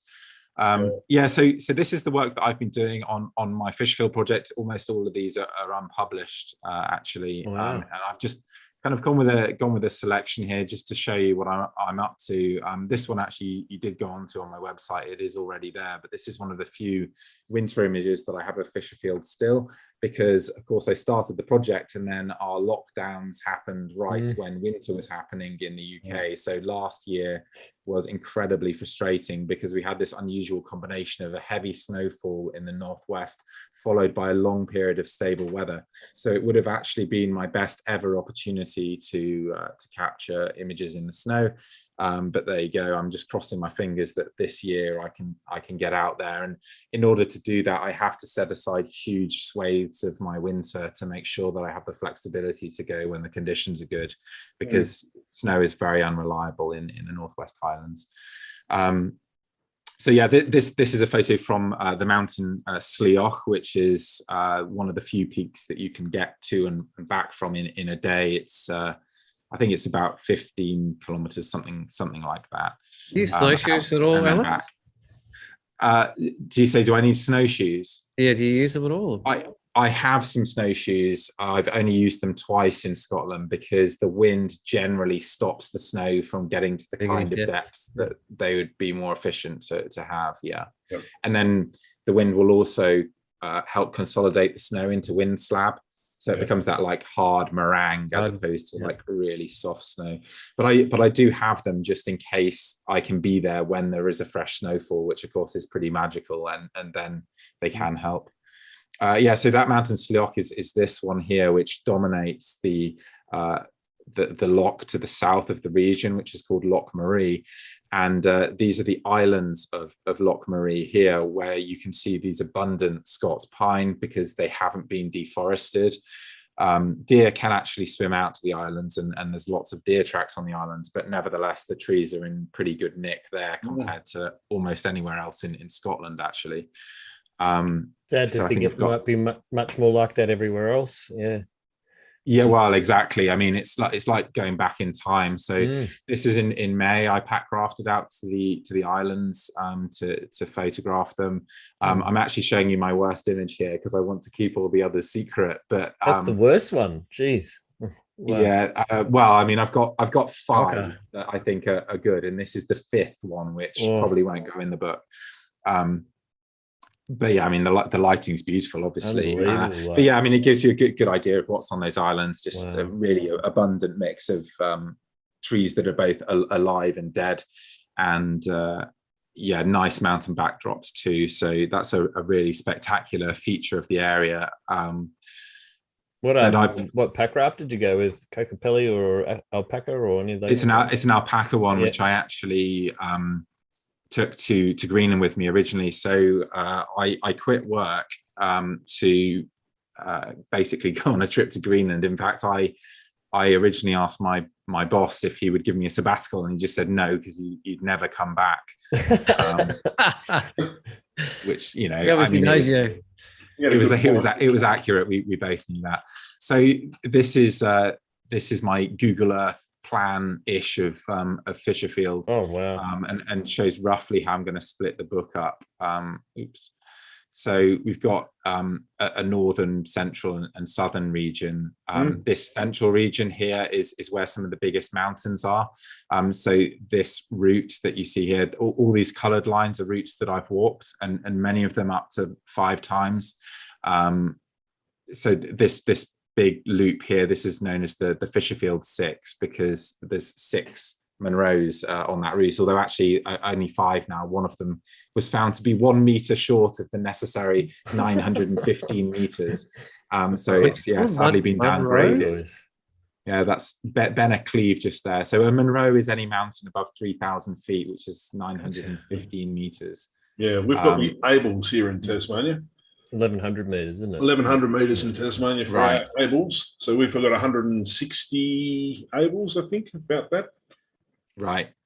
Yeah, and there are 282 Munros, I think. Yep. There's a lot of people who, you know, do them all, and then they'll do them again and again and again. And so I think there's some guy who's done all of the Munros like 6 times or something ridiculous. But yeah, these are some of the hardest ones to get into, it just makes a photographic project of this area extremely challenging because, you know, to get to most of these, you're talking about 2 days walking, which is fine if you can guarantee the weather, but of course you very rarely can. This mountain here is called Evasion and has some of the most incredible views in all of Scotland, has real 360-degree views. Which you can see there on Google Earth. But yeah, I use Google Earth a lot to plan. And you can see I've marked some areas here which I'm planning to visit, which I haven't yet hiked into. And then of course I've got many other ideas aside from these. So you can see I've marked this river here because one of the things you want to do when building a book is have this variety. And I realized that most of my images so far are from relatively high elevations, and there are just a few birch trees that it looks like you can see on Google Earth. I can't spot any immediately, but anyway, you know, potential foreground foregrounds there. So I'll walk up that river and see what I can find. And so your yellow is kind of like these are areas I would like sort of scout over and see if I can find anything. Yeah, or areas that I know will work that haven't necessarily been photographed before. Like I know from this hill here, if I put myself down on top of this hill, I look over a lochen towards these two mountains here, the Ben Jerrigs. Wow. So that is a composition that is ready to go. And then I just need to go there and look for the kind of foreground potential that might work otherwise. And yeah, I mean, this is how I found that first photo of a rock that I showed you earlier. Where are we going? Over here. Oh, so that view with the big rock is actually this lochen just here, and I basically just plot myself on the hill here, if I can do it. There we go. And that's roughly the view that you saw. So then I'm saying to the group, look, I've never been here before, but I'm pretty sure it'll be good because I know that the foundation of the view is there, regardless of whether you can find foregrounds or not. And then as it turned out, there was this amazing boulder there. And incidentally, this composition is not perfect. I think the boulder is slightly too large, but I couldn't go any further back because there's like a drop behind me. So it's okay. It makes it more powerful within the image. It makes it more of the star of the show, but it's a nice geological image to tell a story of the area. And so that's how my planning ties in with my photography. Quite often I look for both photographic potential and routes and camp spots with a combination of mapping and Google Earth. And then I walk those routes, and the rest is, just responding to what you find, really. So yeah, these are the images that I've been working on so far, and I think it gives a decent sense of the kind of variety that I'm trying to capture. There's lots of photos here that I may revisit, may go back to certain locations. Like this lochen here is really beautiful, and I love the way this tree sort of nestles in the gap there. But I think I could have done maybe slightly better with the composition. And you've also got a towering mountain both here and off to the left, which I couldn't see because of the low cloud level. And so there's a lot of reworking images and trying to get them to the point that I'm happy with. But also there's a little bit of pragmatism, saying, okay, I've got limited time. And also recognizing why the beauty in certain things. This is unusual in that the kind of blues and the weird color contrast and the drama of that cloud. So it's not some perfect idealized version of the view that I could achieve if I went there multiple times, but that doesn't mean it doesn't have a place in a portfolio of work. You've got the natural orange and teal thing going on there. Yeah, I know. Yeah, it's really quite cool. Perfect Instagram filter, mate. Yeah, I know. Yeah, I've actually just uploaded it to Instagram and then just took it straight back off. So is it just with that photo and generally is the ground cover, the vegetation, is it as low as it looks? Like, is it really like ankle high sort of walking in the vegetation? Yeah, it is. I mean, it can be very boggy ground, but it's very easy walking generally. So I can walk anywhere that you see in this image without a question. You don't get that here. If you see something that looks like this, it's very hard walking. It's usually button grass, and button grass is big mounds that looks flat from a distance, but it's not at all. Well, that's amazing. So we get that kind of ground sometime around rivers that's very, very hard to walk through, but anywhere above 200 meters, pretty much, you can go wherever you want. And there is a right to roam in Scotland as well, so you can legally go wherever you want. Yeah, it's pretty cool. This one here is looking into some of those Fisherfield mountains. So the Fisherfield Six is actually, this is the one that was downgraded, and you just walk up and down and up and down and up and down. And this is the 5th of the 6th, and this is the 6th of the 6th. So this one is evasion. And this hill that I'm stood on to take this photograph is another area that I'd like to return to, because there's a number of other views that would work quite nicely, and particularly if I can get out here in snow. But again, it's I think it's like 17 kilometers from the road, something like that, and it's quite a long way in. And again, so this is a shot where I was here with the workshop group. This is taken in Torridon, but it's looking towards Fisherfield, and I'm unlikely to ever get light like this in the course of the rest of this project. It's this rare, luminous, glowing, and the composition isn't my best ever composition, but you just have to recognize that it, has some potential within that storytelling process. Oh, yeah. And that is one of the freedoms of having projects, to be honest, is that you don't need to have this like approach where every single image is just the best imaginable image, which is a problem with social media and that single image approach, I think. And that's maybe a nice one to sort of wrap up on this. When I can create mystery, I think that's a great thing to do, because it's it creates questions, basically, if you can eliminate the sky in particular. But it's very hard to do with grand landscape photography. My work is generally highly illustrative, and so it's literal. What is in the image, and it's very hard to create those questions whilst showing relatively grand landscapes. And this is one of the few times I feel like I've managed to do that. So that's another one from the summer. Yeah, it's beautiful colours too, mate. I love the cool tones and that. It's just magic. That one there. Yeah, I mean, I actually love shooting in twilight. I know a lot of people find the sort of blues of twilight overwhelming, but I really enjoy those hues.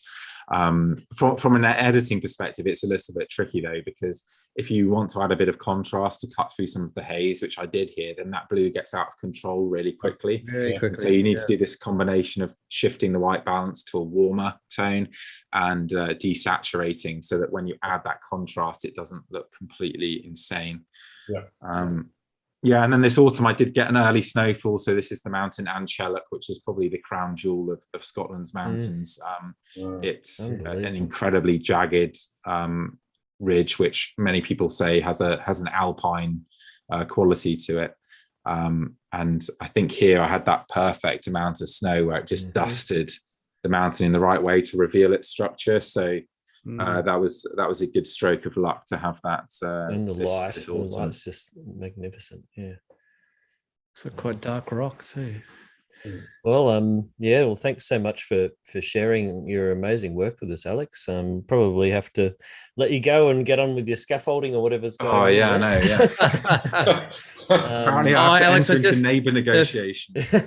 Just have to say, the level of commitment in a project like that is. I mean, Luke and Nick and I probably have enough time under our feet to really comprehend what that involves. But hats off to you, my friend. That's and it really sank home when I saw the overarching mapping, and thanks for sharing that multiple times over, and just the thinking process of how to envelop yourself in an entire landscape and do it justice, and still have the flexibility and surrender to understand that you're only ever going to get so much in certain directions and certain light as well. And I guess the interesting time is, where do you draw the line? Where do you say, yes, I've done it? Because it could be a lifetime project as well. It's not a problem though. I mean, it basically never does end, because of course I like going to these areas as well, and so it's kind of inevitable that every project will effectively be unfinished unless it's an international one.